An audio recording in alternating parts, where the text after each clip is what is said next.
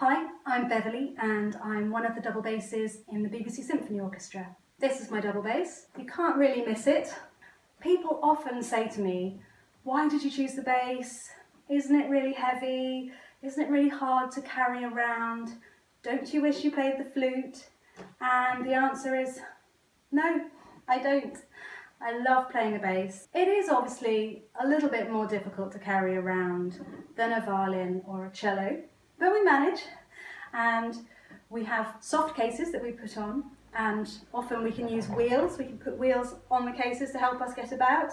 And when the orchestra is moving, perhaps to a concert hall, or particularly when we go on tour abroad and on aeroplanes, we put the basses in soft covers, then put them in big hard white carbon fibre bass boxes, which really protect them and look after them. I did once have an occasion in a youth orchestra when we were stuck in a sports hall and all our transport was cancelled for hours and hours, and I discovered a double bass soft case really does make a very lovely, cosy sleeping bag.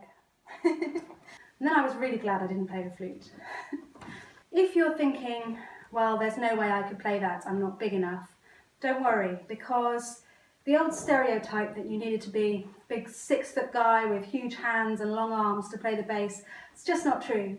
There are all kinds of sizes, 3/4, half size, all the way down to mini basses, which, funnily enough, are pretty mini, and 4- and 5-year-olds can play those. So this is my bass, as I said, and it's nearly 200 years old. I'm very lucky to have it. It's a really beautiful instrument.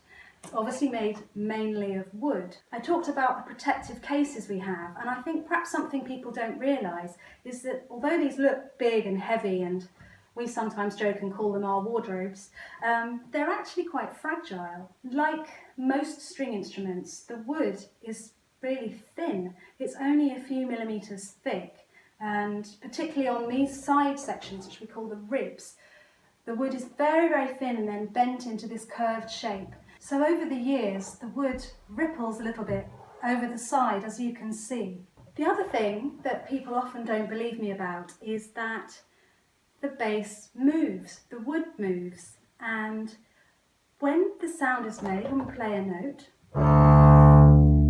the string vibrates, and that vibration goes through this bridge down here. Inside the bass, sound comes around, out of the sound holes, and to help make this sound resonate, the front of the bass, which we call the table, actually moves. I promise you it does.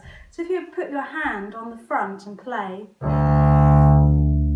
I can feel the wood moving like this. If you ever get a chance to put your hand on the front of any string instrument, but particularly the bass, because it's big and you really feel it then, you can actually feel that that wood is moving. So that often really surprises people. Now, we've had the bass, and now we have the bow, also made of wood and hair, horsehair, and we use this rosin to put on the bow. We swipe it on, I've done it already. Rosin is made from tree sap, and what that does is just helps us to have a bit of grip on the string. Not too much or it gets too sticky, but just enough to give us a good bit of contact grip, so the hair can grip the string.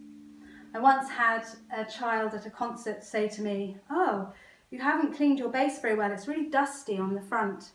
And of course all this white dust you might be able to see is the rosin coming off as we play.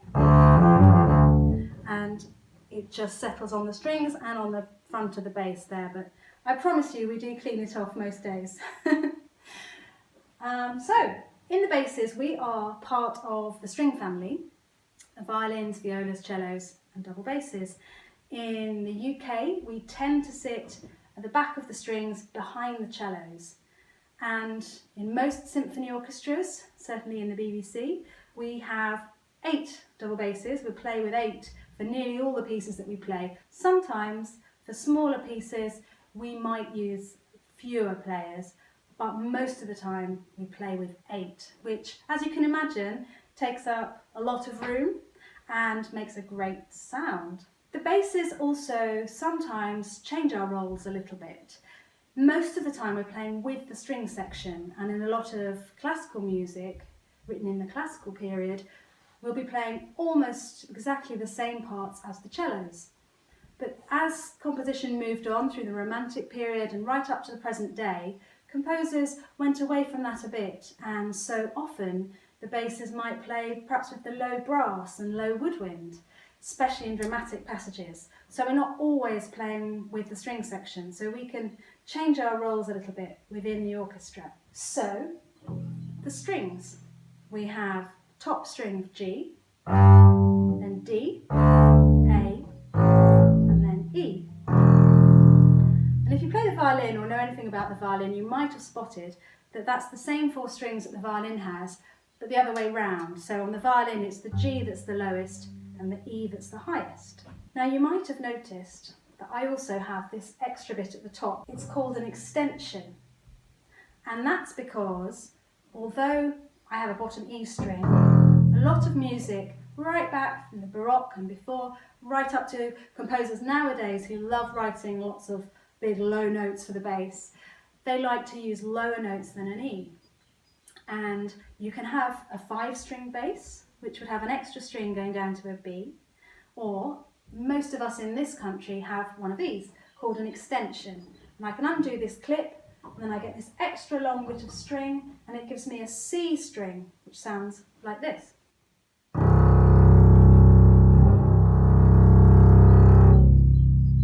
Which is a great sound. I love playing all the low notes. I can use these clips to make a D, for example, or a D flat or an E flat. I can leave the clip on to have the D string like that the whole time, or go back to an E. It's very useful, and I guess it's like having your own sub-bass system on your speakers, just extra bass oomph, which I think is brilliant. The bass is a really versatile instrument. It can play in so many different groups, obviously the orchestra, but also jazz bands, musical theatre, folk bands, country bands, pop bands, and there's also our very close relation, the bass guitar. And obviously, if you played the bass guitar, you might need to then learn how to use a bow if you wanted to play the double bass in orchestra. And if you played the double bass and wanted to try the bass guitar, you'd have to learn a bit about the technique there. But they both have the same strings and also a lot of the same hand positions. So it's quite simple to try and swap and learn both. And if you can play both, then you can be really versatile, play in so many groups. The bass guitar obviously can play in rock or pop bands, hip hop, whatever. So you'll be really popular if you play both because you can be useful to so many different people. Now, you might not think of the bass as being a solo instrument, and sure, most times if you think of a concerto, it might be a violin concerto or a piano concerto, but we do have bass concertos and lots of solo pieces, and especially more recently, composers have really discovered all the possibilities and great sounds that you can get from the bass. In the orchestra, we do sometimes get to play the tune, even going back to Baroque times, that might happen.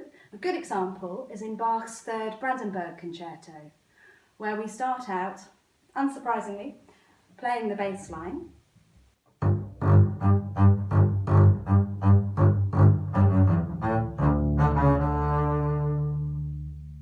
But then we get a chance to have a go at the melody.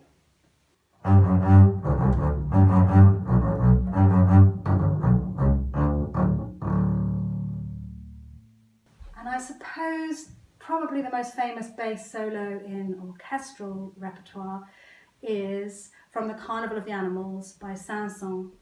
And for some reason, Saint-Saëns didn't think of butterflies or little birds when he was thinking about the bass. No, he thought of elephants.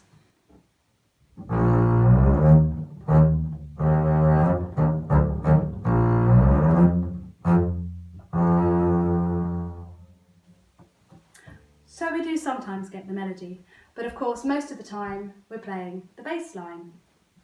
And that might not sound as glamorous as always being the one in the spotlight with the solo tune, but actually it's a vital role. The bass line obviously is the base of the harmony, leading the harmony, and Also, we can often be used in rhythmic ways to help drive the orchestra along. So we're pretty important people. I remember when I was in the National Youth Orchestra, and that was the first time, I think I was about 16, and I thought, wow, I would love to do this as a career. This would be amazing.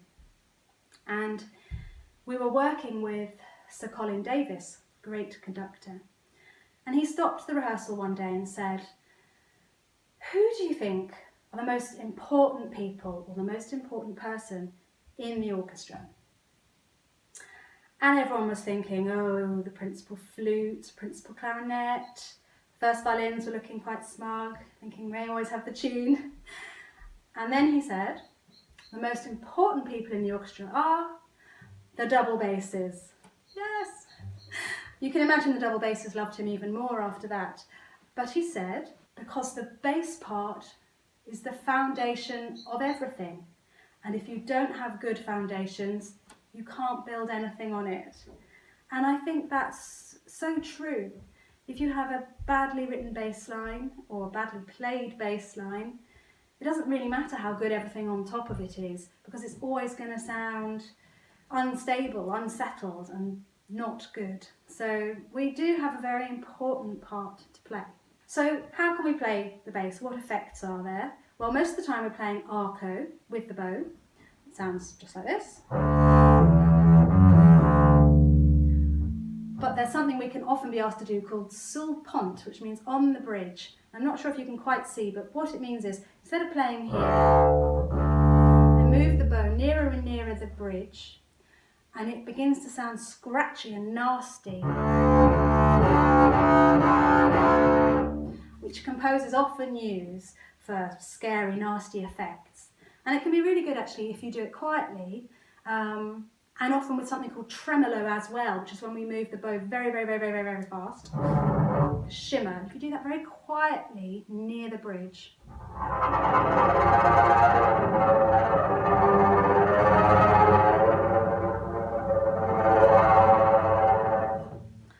It's quite spooky, so that's often used to a good effect. The opposite of that is sul tasto, which means over the fingerboard. So instead of playing here, we play over this black piece of wood, and that makes it sound very quiet. You can also get a quiet effect by using one of these, which is a mute. You don't have to have all the bling, the sparkly bling, that's just my choice. But when you put one of these on, quietens, damps the sound down.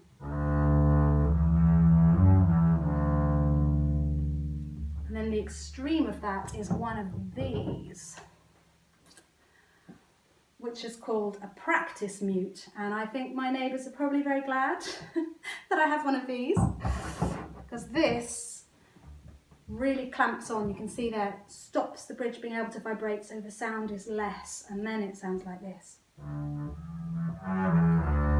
Even if I try and play really loudly, you can hear it's nothing like it would sound without it on. Also a very handy doorstop. So other effects we can do glissandi, which is sliding. So you heard it a bit when I played the elephant. We can do sliding all the way.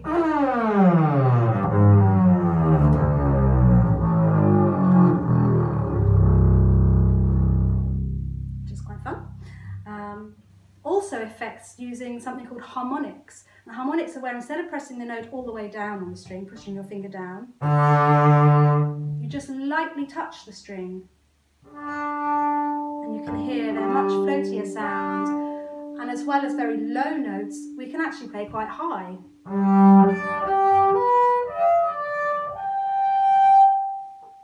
And we can do things, this one's called the seagull, you'll see why.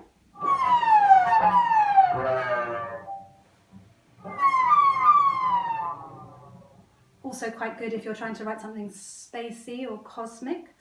There's col legno, which is when you hit the string with the wood of the bow instead of the hair. So you get that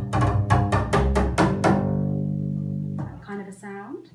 One that we've done a lot in the BBC Symphony Orchestra is for a composer called Brett Dean, and Brett often writes for us, but we need one of these. So we speak to our friends in the percussion section and they lend us a timp stick, if we're lucky, and along with the sliding glissandos, we use the soft part to hit the string.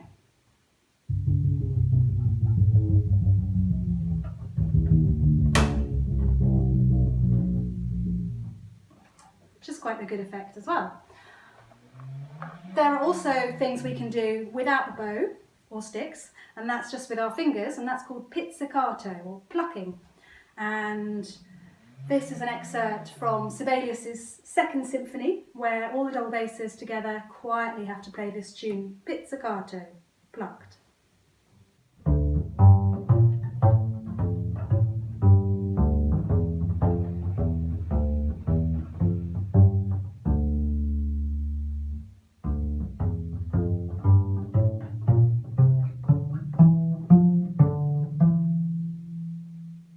Sound.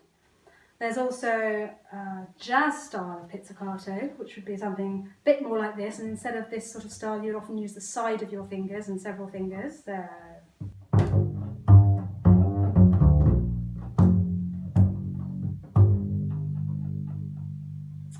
if I was playing a lot of jazz, I would put different strings on the bass.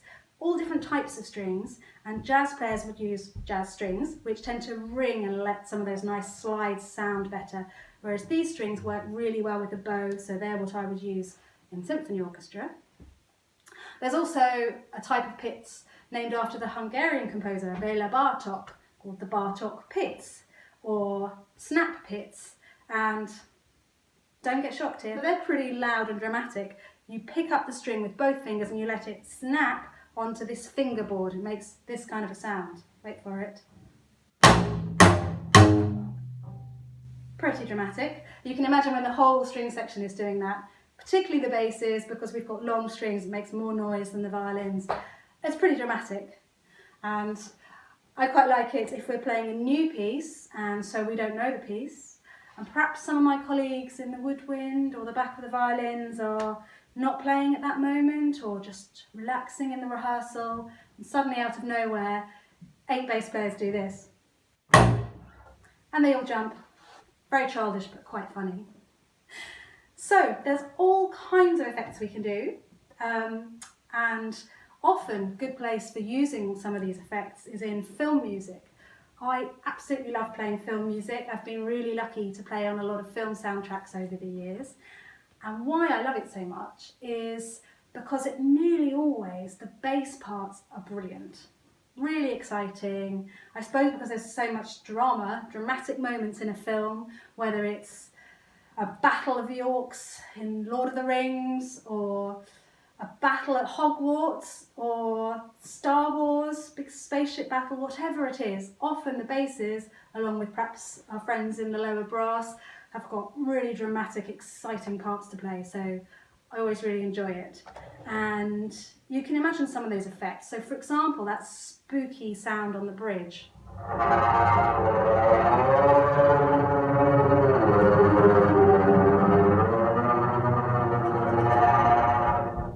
You can imagine using that for really creepy scenes in films.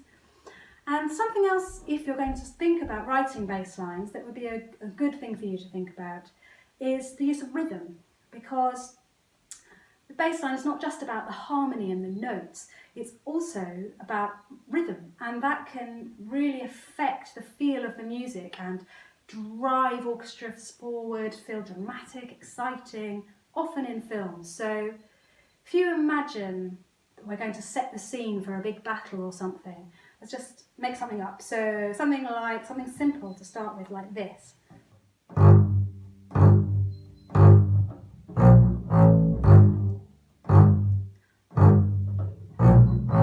So very simple, something's going to happen, maybe the armies are gathering, and then what you can do is using exactly the same notes, the same harmony, but just making the rhythm more exciting, adding more notes gradually, you can get the sense that that could go with the drama in a film, building and building.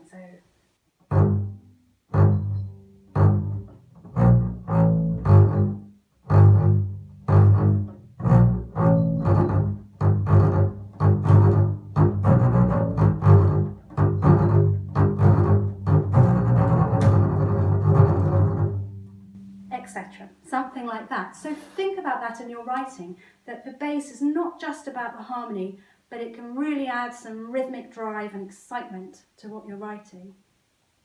I think the last thing I'd say is that although yes, we have this excitement and loud things sometimes on the bass, it can also be really effective to use the bass for quiet playing and melodies sometimes too. A really good example of that is in Beethoven's Ninth Symphony. There's a tune towards the end that I'm sure a lot of you will recognise, and it ends up being played by a big orchestra, huge choir, solo singers. But Beethoven chooses to start with only the cellos and basses playing this theme really, really quietly, and it's really effective.